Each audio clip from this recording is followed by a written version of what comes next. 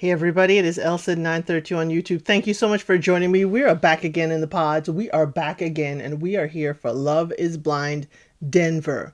While we get into it in the first two episodes, please make sure you hit the like, make sure you share with a friend and leave a comment below. And I'm going to try and do some lives on the weekend. Let's see how it goes.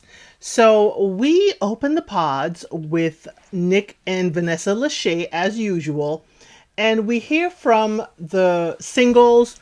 One lady says she felt you have to fall out of love with your type in order to find your husband here. I guess she's just saying don't stick with your usual type. Another says that she doesn't get appreciated often because people want to just, go off of her looks. Another one says she has a blind condition, and this is going to simulate what her life is going to be like when she has no more sight. And there's another one that said, hey, she doesn't know if men are with her for her money or really for her.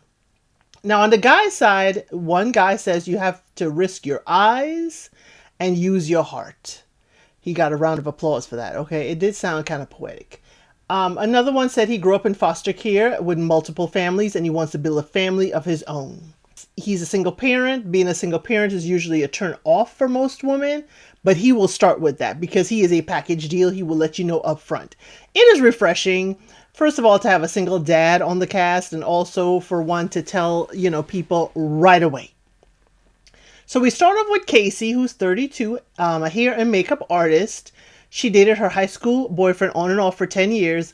I don't like that on and off thing. It's either you're on or you're off. And if you're off, stay off. But that's just me. She says she's never not gotten cheated on. And I'm like, Casey, the on and off thing. So the last guy, was on social media. And he basically was looking at other blondes. And she used to compare herself and say, what did these other blondes have? So we see Patrick, 30, a construction manager. She, goes on and on her date with him and says, I'm always the makeup artist for the bride, but never the bride. Patrick tells that he's played basketball in high school. And I'm like, Patrick, are you telling her your height? Just as a little bit of an appearance? I wish you would tell them nothing about appearance. There should be nothing said. So she does say she has 5 siblings, 4 brothers and 1 sister. Her sister is singing out in South Korea, and she grew up Mormon, and her dad did a mission trip in Korea.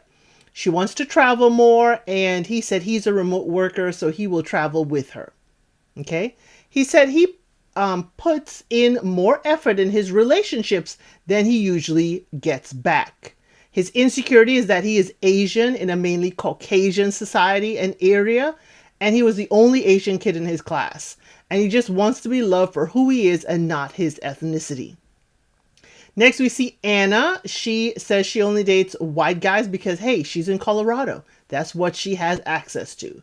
She tells that her family moved to New York from a different country. Now, she's in the pod with Patrick, and Patrick's ears perked up. Oh, another country. Do tell. Anna, gets him to say that he speaks a different language, and her ears perk up. So he is adopted. He's adopted by his stepdad, and he took his actual dad's last name as his middle name. Now, he didn't say what the middle name was. Anna, we do here, is 27 and a hairstylist. She says she brought home men that were not Chinese, though her parents want that for her. Now we see next, Anna has a date with Blake. He is 32 and an accountant. She says people judge her on her looks and her race. And at 27, she's not young anymore. And I'm like, Anna, not young? What are y'all doing? Why is 27 not young? Blake says he's not religious, and she is glad to hear that. She's going to put a smiley face next to his name. He says, well, at least that's mediocre. And I'm like, is that how you feel about yourself, Blake? That at least you're mediocre? I mean, could you strive for greatness? But I guess, your looks aren't, stellar or considered movie Hollywood glam looks for a man. I can see that, but I need some self-esteem, Blake, please. So she does like his laugh and his voice. And he says his grandma made him realize that he has put career first when he should be setting it aside to find himself a wife. Now, Blake next dates Megan W., who is 33. I guess she calls herself Sparkly Megan. And I am tired of hearing that whole Sparkly Megan thing. I am so tired of it. But Megan is a business owner. Sparkle Megan. Ugh. Anyway. Now, Blake says that, his friends are in relationships and having kids, and he has prioritized his career. She says, same for her. He does want kids. But she turns around and said, well, I will make an amazing mom. Sparkly Megan, that was not sparkle. That was not sparkling. He's saying he wants kids, and you're like, no, I'll make an amazing mom. Either you're selling yourself to him, or you just completely disassociate from him and say, I will make a great parent. So she says men are intimidated by her and how she lives, her level of success, her car, her house. They get insecure. And when we see her walking down the hallway, they play a song, If I Was a Rich Girl, na na na na na na na na na na na na na. They play that and I was like, oh my word, they are sparkling every piece of jewelry she has on. From her earrings to her necklace to her bracelets, everything. They're going like ting, ting, and playing that song. And I was like, production, y'all had fun with this. I know. Megan next has a date with Mike, 37, and a real estate investor. When she says she goes by Sparkle Megan, he says, I go by Smexy Mike. It was like, dude, that was a good comeback, but please don't. So he asks her if she does longevity stuff like red light therapy. When she asks his age, he says, I'll tell you on the next date. I said, Mike is playing. Mike is playing, trying to catch and keep him. It's like, I will keep you interested. So he used to work in asset management, and he said a desk job is no fun for him. So he buys a property each year to renovate it. He said he wants someone in his life, and she finds herself to be a perfectionist. She values the traditional roles and wants her man to be the protector, etc., etc. Mike says he usually chases the independent girls. Oh, Mike, thrill of the chase? Mike, you seem like you want some competition. Now, when you chase them and you catch them, do you keep them? I guess not. I need to know Mike's scorecard as far as dating.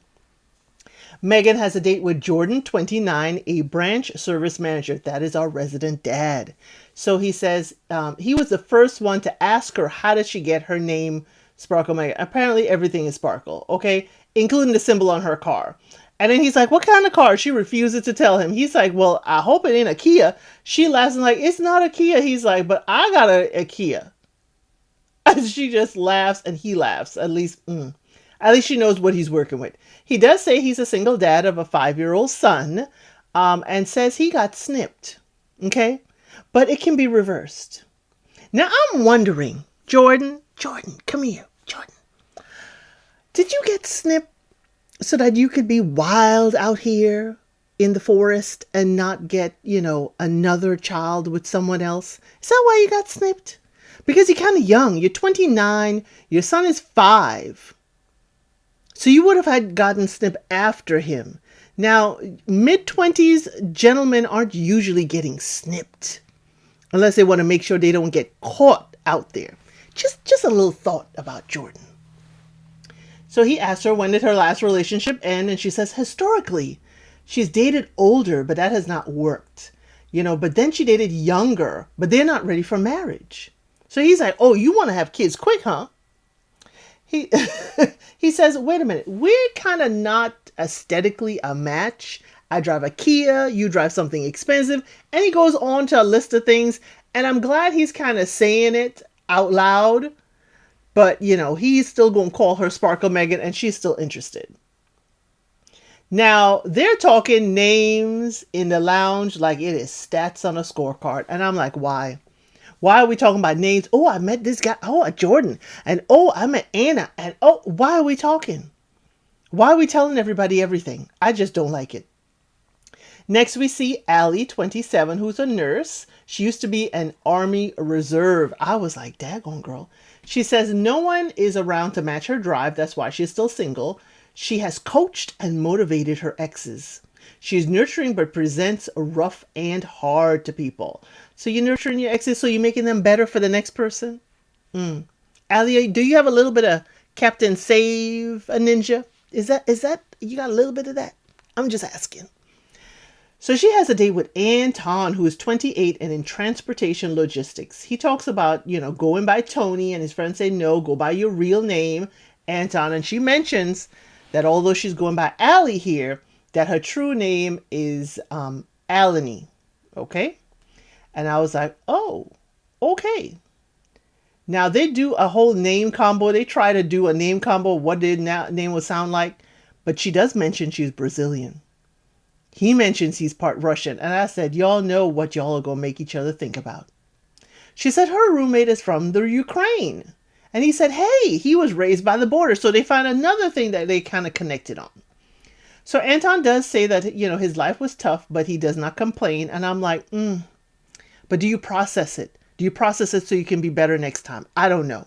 Anton is giving me tough guy that doesn't like therapy, won't do therapy, and he's okay because he got, broad shoulders. That's what he's giving me. But he tells us he was raised to be stoic. He was not sheltered, and no one is holding his hand. Wow. So he said he's built a business and bought a house when he was young. He is old school traditional in how he treats women. He wants his kids to emulate him and how he is with his wife. She says she's currently dating men that didn't have the same traditional values. She wanted her kids to be inspired by her relationship with her husband. So they kind of like blend well at that. They really blend well. So something, she asked something that he did not have but wants his kids to see is that him and his wife are ridiculously in love. And she says, hey, you sound like you push your feelings down and carry everything yourself. He says he will only share his feelings with someone close that he trusts. He does not expect her to do something about what he shares. He just wants to be heard. And he calls her baby and she's like, oh, I like that. And she puts on this itty bitty voice. And I was like, girl, it's just the beginning. The song they play is You've Been Stuck on My Mind. In a woman's lounge, they're liking the vibes with the men. They're doing a vibe check and say, oh, the men are really cool. Da, da, da, da, da. And I'm like, I don't hear no names. Good so far, ladies. Edmund. We meet Edmund. Remember Edmund? We were introduced to him in the intro that he eats his boogers. That's right. And if you don't believe me, go to the Netflix site. Edmund said he eats his boogers. So he says he's ready to fall in love and will ask if, they are ready to have his babies. Okay, Edmund. Okay. Are you telling them you're eating your boogers too right before you ask them to have your babies? He said he's done meetups, dating apps. He's even asked friends, do you know somebody I could, be with? And his top pick is Calibria.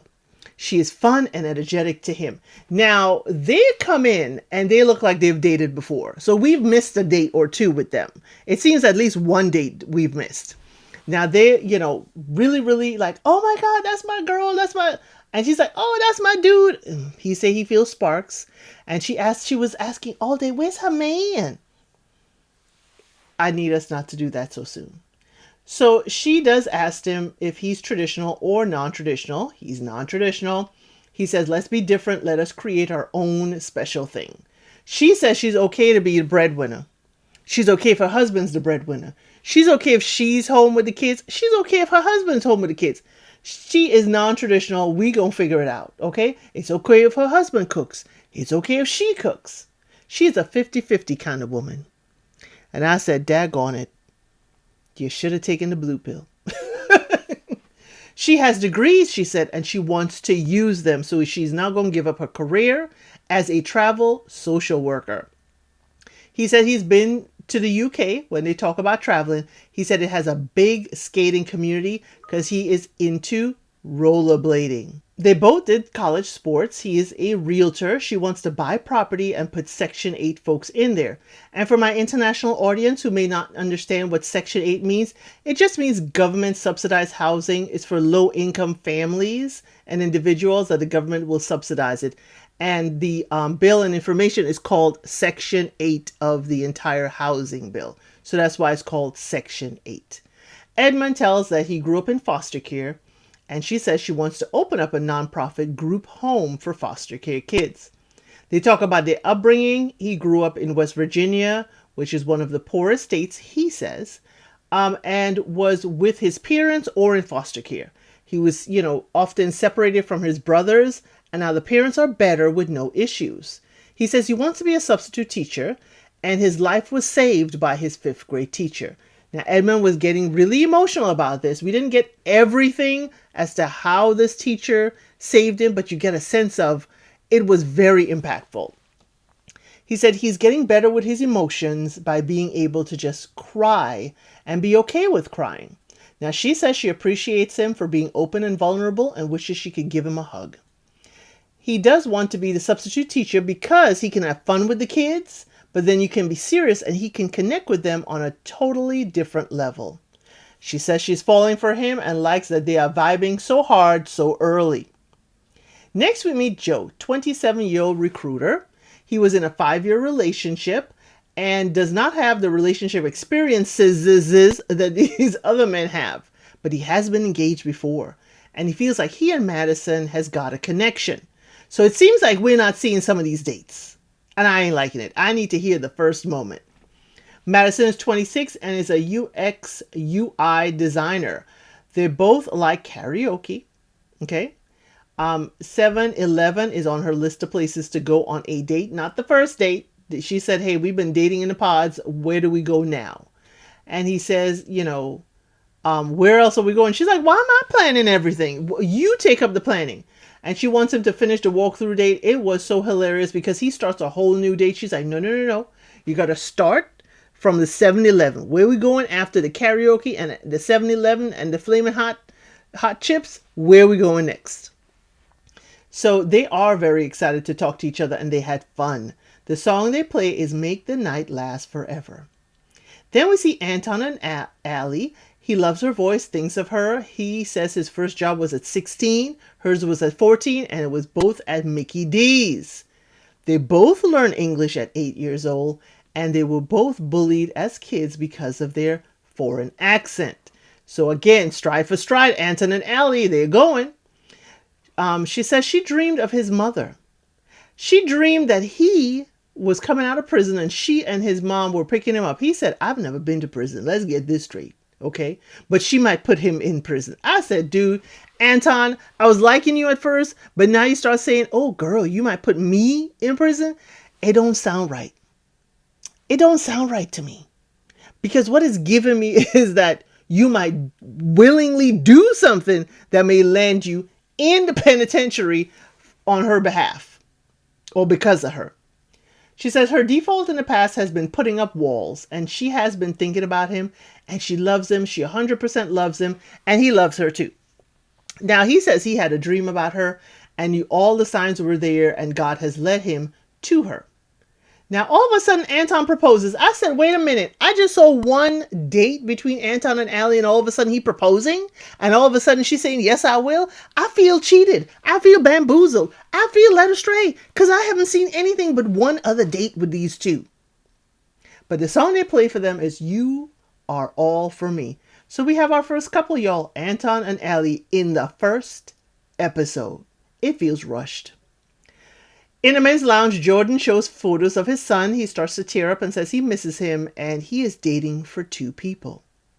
We see Jordan at his date with Megan. He initially wrote her off because he felt, they were a little bit, different in where they were in life. And, he's a little surprised each and every time that they date. He shared that he cried over his son's photos. His son does have type 1 diabetes. He was diagnosed at 2. She shares that her dad was diagnosed as well.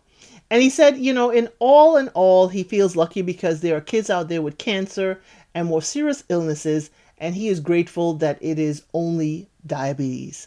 She does get emotional. Okay. When they talk about what they want to be when they grow up, he wanted to be a skateboarder or something wild like that. She wanted to be a UPS delivery man. I said, they must be delivering all kinds of toys at your house, Megan. He is still, y'all, trying to guess her car. Is it an Audi? Is it a Benz? Is it a BMW? I don't know. We're going to find out. She laughs with him, but she doesn't think they are aligned in other ways. Their lifestyle, she says, just don't mesh. We see Megan's next date is with Mike. He is the only one who got his stuff together, she says. He finally tells her his age. She loves the fact he's a little bit older. And she says, hey, she can build an empire with him. He mentions that he has a hot tub and a sauna at his place. That is you, Mike, trying to tell the ladies, I got some money. That's why I got a hot tub and a sauna at my place. Blake is consistent for her, though, Megan says, and she's looking still for what is wrong with Blake. Now we see Megan and Blake. He does talk about the fact that his dad passed away about 4.5 years ago, and he regrets not having a closer relationship. He said they bonded through sports. He has 2 siblings, and there was no relationship with his dad other than sports. His dad coached the teams even and came to the games. He said when his father was passing, he let the frustration get the best of him rather than seizing the opportunity to spend time with the dad and get closer. That is the one regret he has. But he also doesn't understand why his dad didn't try too. And I'm going to tell you this, Blake. Your dad is a human being, normal guy. He probably just didn't know how. He didn't know how. He didn't know how to take those steps. And I'm hoping that because of how you're talking, Blake, I'm hoping you realize now how you can make those steps with your kids. Because he just didn't know. He didn't have it himself. He didn't know how to obtain it in order to pass it on to you. She says her parents are the same. They're conflict avoidant, and she doesn't want to repeat their mistakes. But she had to forgive her dad for, stuff in her life even after he passed away. She was able to fully forgive him even while he wasn't even around. But she tells, about how her dad passed away. She tears up. She tells how her dad, is even with her right now in the process. And they both share about how their dad would view the process and them finding a spouse here. But they thank each other for sharing. Now, Megan tells us that Blake is her number one. She is giddy when talking to him, and she could see herself engaged to him. Okay, Megan. Okay, you telling Mike, Blake. Okay. Now we go on to the reveal for Allie and Anton. She's talking in the background. She's thankful for him. He's saying he's nervous, and the doors open. And that's how episode 1 ends. Lucky for you, going right on to episode 2.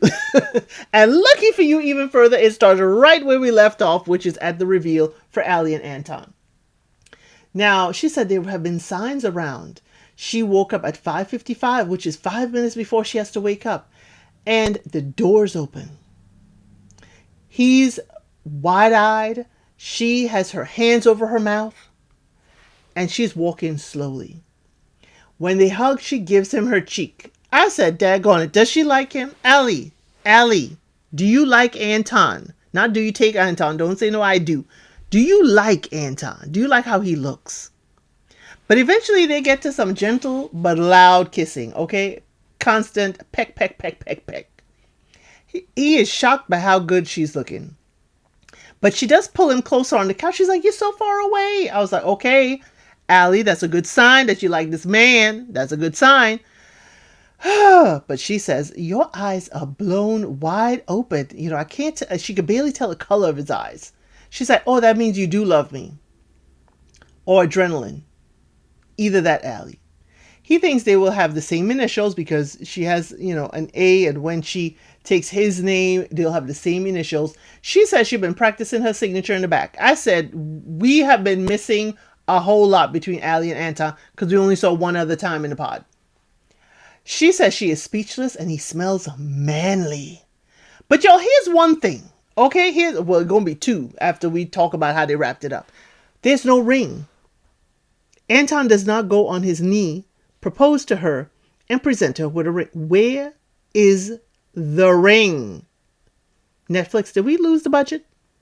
Did we lose the budget? Where's the ring? Okay. Next up, and y'all will see it in my shorts. Please make sure you go to my shorts on my social media. It's on TikTok, it's on Instagram, and it's on YouTube. He walks all the way back. She goes to her area where the revealed doors open. Now you're supposed to stand where it opened so that the doors can close.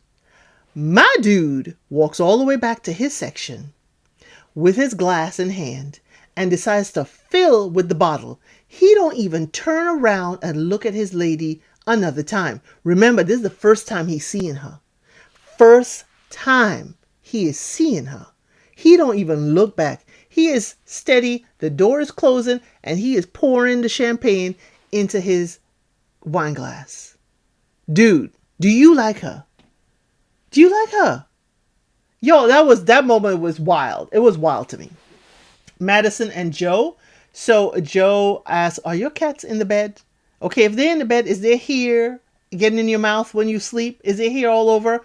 He doesn't ask about the shedding. He is concerned about the shedding. And she's like, "Would you ask that about dogs?" He's like, "Yes. I'm concerned about pets and shedding because I ain't got it." So they both do want kids. She has a condo. He says his lease is up in July. "Sir, are you moving in, Joe? Joe, are you moving in already?" So he says he's going to get a place closer to work. And he says, would he move in? He's basically asking her, "You gonna give me a key?" She says, "If we get married, we should live together." But she doesn't like the thought of him coming to her space. "You better tell it, Madison. I don't know you." And Madison, is the young lady that is losing her eyesight. So it's like, "I don't want to give you no key. And I don't even see who you are right now. Okay? Don't think you're coming up in here and living with me." She does tell him her sight issues. And she says it's not a guarantee she will lose sight. And he's a bit down, y'all. But he says he's processing. He's like, hey, I don't know how to respond to this, but my silence isn't awkward. It's just I'm processing it. And she understands. They talk about how they, feel right and how their journey is going so well.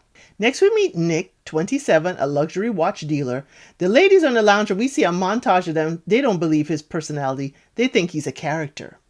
He's on a date with Kate, who is a registered dietitian. They talk about how he made breakfast for the group, and they talk about pickup lines. She was in an 8-year relationship, and 3 months after her mom passed away, her boyfriend cheated. I said, girl, he was cheating more than 3 months. You just saw it 3 months. So she says she craved his touch, and maybe because she craved the touchy-feely is why she ignored red flags. She thinks Nick is a sweetheart. She thinks he's sincere. He feels strongly that he could be the one that she is looking for. And she feels that he would be an emotional rock and so good to go through life with him. He feels the fireworks with her. And the song they play is "Would You Be My True Love Always?" Now we see Nick on a date with Annie, who's 29, a hair salon owner. She is his wild card, he says, and there's an intense flame with her. She asks if he's getting serious or if he's still having fun. Basically, are you dating around the pod field or are you picking out ladies now? She says she needs to always know that it's a yes for her. And I said, are you a lady that you constantly need to reassure? Because that could get tiring. Annie, that could get tiring. Are you okay? Are you okay, Annie? Annie, are you okay? Are you okay, Annie? Okay? He does not believe in traditional gender roles, but so he's like, hey, I can't carry everything on my shoulders. I do need a support system as well. She says she wants to be engaged in a week. And I think production kind of tweaked that because I don't think if someone says they want you to be their support system, you're going to say, I want to be engaged in a week. Now, she does drop her water, and they start off with a banter about how her carpet is wet. And they joke on and on and on. And she said everything is smexy to her. Touch her neck, touch her hair, just, get a whiff. She is going on and on about it. And then they talk about the wildest place they've ever engaged in intimacy. She says on a balcony on vacation. His ears perked up. He's like, oh, okay. He's got the drive to keep up with her. And they joke and laugh about her wet carpet. He said, hey, I'm usually, I usually have that effect on people. I get their carpets wet. And I said, Nick, this is the character the ladies are talking about. Apparently it's winning Annie over, but this is the character. So she says she lives for their jokes, but he is not Brendan. Brendan is her number one. He is her North Star, and they agree on everything. Now, production, I have to say, I like this messiness. I really do. I like it. I like it a lot. Because you see people saying, oh my God, I'm awesome. I'm having a wonderful date with Annie. And then you see Annie saying, oh, I love his jokes, but he ain't my number one. I love it. So Annie has a date with Brendan. He's a 30-year-old team manager. Brendan says, they have a great time, but they have, to figure out who they are together and as individuals. So he asks about one of her great memories in childhood. Great question, Brendan. I like that question. And she talks about a family road trip and how much fun they had. Now, he does say she's his number one and is special to him. Song they play for them is We About to Go Up. In the men's lounge, Edmund is on the floor, face down, kissing the ground. If y'all don't believe me, I have a clip of this in my shorts. It is IG in my reels, and it is on my TikTok. You better check it. He is on the floor, face down, kissing the ground. One of the dudes, I think is Brendan, is telling him, hey, you know you on the floor. This is dirty. We've been walking here. And Brendan's like, he has been, not Brendan. Edmund is like, he has been in worse living conditions. And Brendan is like, so your immune system must be fire. Edmund says he does not get sick often. And I'm like, we were worried about the boogers you were eating, Edmund. Right now, I am worried about all the germs under the men's shoes that you just inhaling and licking on because you decide to kiss the ground. So in the women's lounge, Edmund's connection is talking about how wonderful he is. Missy, you gonna be wonderful in, Calabria? Are you gonna be wonderful in knowing that this man is face down kissing the ground? And then he gonna be kissing you on reveal? Girl, you better swerve, please. Ooh. So next we see Edmund and Calabria. They are having a wonderful date. She, feels peace in his voice. And she has to figure out how to love him and who is she loving. Now, her happiness, she says, used to be based on who she was dating, but, she has found who she is. He said he found peace in his rollerblade community. Now, she does ask him, how did he forgive his mom for his childhood? Absolutely fantastic question. He said, because he knows that she loves him and he doesn't want her to miss out on the future, maybe grandchildren and future things that he does in his life. Now, Calabria says she struggles with this because her dad has been an absent father and she feels like she's grieving someone who hasn't been gone but has stayed away. Now, she has wanted a relationship with him and he is not wanting to be her father. And I'm like, how is this going to be walking down this aisle? Are you going to be fantasizing, Calabria, about having your dad walk you down the aisle, a man who does not want to be your dad? She says she doesn't know how to forgive him because she doesn't know that he loves her. That's a hard place to be. That's heavy lifting right there. He does say he wants to comfort her, and he feels like she is his best friend. Now, y'all, sometimes when Edmund is talking, I am getting too much cartoonish, or I'm getting too much juvenile. And he may be a kid at heart, but the way he's talking, sometimes I'm like, are we grown? Because it's giving me too much baby talk. And I don't like baby talk, male or female baby talk. We see Megan and Jordan. They talk about what they're wearing. And they talk and have a fun date. And it's kind of like a best friend vibe is what Megan is telling us. He says he wearing the Hoochie Daddy shorts. And she wearing the gray sweats. And they had a good laugh. Now, Megan has a date next with Mike. She says he's composed, confident. His age is what she's attracted to. She does tell him she sleeps with white noise. He's like, hey, he don't like that white noise because he got to jump up. They both share that they got Tempur-Pedic beds. And I'm like, why are we talking about this? But I guess when you ain't got much to say, you got to talk about something. So he asks if he's her number one. And he won't tell nobody. I said, great way to slip it in there, Mike. She says she can see herself married to him, but she does not tell him that he's her number one.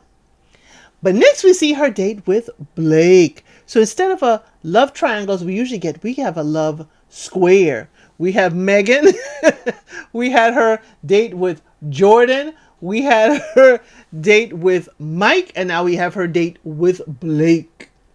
She says that Blake is reassuring to her.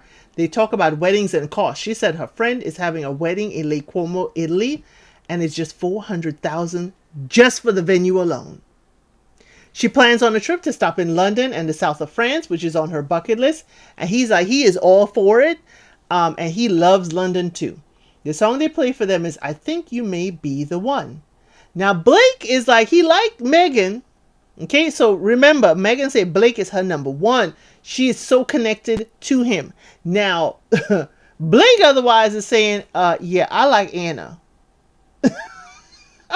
Y'all, production, this is the pieces of the puzzle that's going so well. So Blake's on a date with Anna, and she's his top connection, and he plans a camping date. Netflix, production, whoever Love is Blind. This date and the decor, superb. Y'all, they made it seem like it's complete camping. They put fake trees, but they put trees all around the entire pod to make it seem like they're out in the forest. They had little areas where they could kind of do s'mores and stuff. It was tricked out. There were pillows that looked like pieces of log and like sliced up logs. It was magnificent. I liked it. It looked so awesome. And he does say that she is his happy place. And they ask, has she ever ghosted before? Put a pin in that. About Anna and ghosting. Blake said, have you ghosted someone before? She said, yes, she has, but it's not really ghosting, because if it's like boring and the person isn't communicating with her, she just never would text back. So they continue by playing a scratch game, and one is about concert tickets and one is filling a fantasy, and they have good banter with it. Anna finds he is genuine, and she can't decide between Blake and Patrick. People have other people as their number ones, and I'm loving it. Let's see who they pick at the end. She knows Patrick is Asian though, but she does like his vulnerable side and doesn't think that he has shown it to anyone else. Now, while she's thinking Patrick ain't been vulnerable with anyone else, we see exactly who Patrick been vulnerable with. Casey. Next up is Patrick's date with Casey, and they play mini basketball. She keeps scoring, and he keep missing until the last one he does say, and he does made it. Now, her dad told her that attraction and passion is important, and he ain't too keen on this. I can't see you, and I got to be engaged to you. Now, he does express his insecurity about his ethnicity, and she asks about it. She's like, well, why is that? What is it? And he's hesitant. Y'all, the heeing and hawing that Patrick does, looking at the pages in his book, Patrick don't want to say. He says he doesn't want to be judged for it. But he does eventually tell her that he is South Asian and Chinese. She said, hey, I never dated an Asian guy before. And he says about how people would tell him, oh, you're really cute for an Asian, when he used to date, And he really didn't like that. It hurt his feelings. Now, she does say she's from a Mormon family, but they will be accepting because one brother is with an Asian woman, another brother is with a black woman, and another is with a Mexican woman. So they go off of people and the people's heart and connections. But they would love to see her with an Asian dude and not these Caucasian F-boys. That's her words, y'all. That is her words from the pods in this episode 2. She said she saw her ex on a social media platform. He reached out to her on TikTok, and when she checked his IG, she followed him, and they kind of added each other, and they went off of that. That kind of deflated Patrick a little bit, because she went off of looks a lot. The guy approached her about, oh, you look fine. Can we go out? And she saw his looks and she, fell for it. But hey, maybe she has grown. Maybe Casey has grown from the whole looks thing. But he said he's trying to figure her out, but he's not sure what to do. So his next date was with Anna. Remember, Anna had that camping date with Blake. Now she got this date with Patrick. It is all over. So she imitates his voice, he imitates her, and they have a good laugh. And she said this is the longest she has ever gone without talking to her parents, and they don't know why she's there. She said with her mom, she had a better relationship with her at a distance. Now, there are a lot of people who would understand you, Anna. She realizes her mom is just a girl who has had a hard life. Ooh, if so much of us can actually see that and understand, your parents are just people who had a hard life. She says mom doesn't understand why Ada would disagree with her, and maybe it's a cultural issue. She does share that no one else here knows that she is Asian, only Patrick. So I wonder if Patrick is like, daggone it, I done told Casey. She's like, we know typically that we're not each other's type, Patrick. Usually she would eliminate, an Asian man because, she wouldn't be attracted to him, but she feels the attraction and chemistry with Patrick. They are more than friends, and she wants more with him. He says, as much as you want to fight the idea of our chemistry, it is way too strong. And they share that they are both part Chinese. They get to the nitty, not just Asian, but they share exactly what. Joe is happy and is set on Madison. That's the next scene we see. He proposes and she accepts. Y'all, this scene was just so snooze worthy. That's all I have was those 2 lines. I was doing some other stuff, getting the pictures together, and I was like, wait a minute, what just happened? He proposed? I had to rewind it back like 20 seconds of it? Anyway, Joe and Madison are together. In the women's lounge, Anna is having a hard time choosing which man she wants to pick. Patrick is nervous in the men's lounge. He says, but Anna is so electric to him. He envisions her a lot, and I wonder if he's going to be disappointed. He's like, oh, I envision you just standing there and it's Christmas and everybody looks around at you and you just your walk and your smile and you this. And I'm like, Patrick, what if you are envisioning just something completely wrong? So we see Patrick. He walks into the pods. He says, he knows Anna is ready to take that next step. And he's like, hello? Hello? Anna? Is anybody there? And I'm going to have a short for you showing exactly that scene. Y'all, that is the end of episode 2. I hope you will join me for the future episodes. Thank you for watching. Please like, share, and subscribe to the channel.